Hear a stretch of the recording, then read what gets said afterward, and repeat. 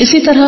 اپنے لیے اور اپنی اولاد کے لیے وسیع رزق کی دعا کرنی چاہیے، جیسے ابراہیم علیہ السلام نے دعا کی تھی،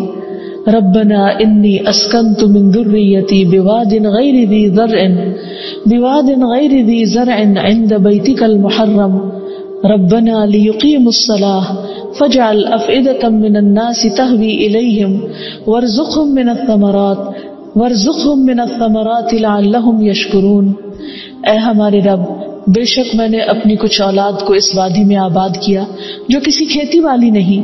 تیری حرمت والے گھر کے پاس، اے ہمارے رب، تاکہ وہ نماز قائم کریں۔ سو کچھ لوگوں کے دل ایسے کر دے کہ ان کی طرف مائل رہیں، اور انہیں پھلوں سے رزق عطا کر تاکہ وہ شکر ادا کریں۔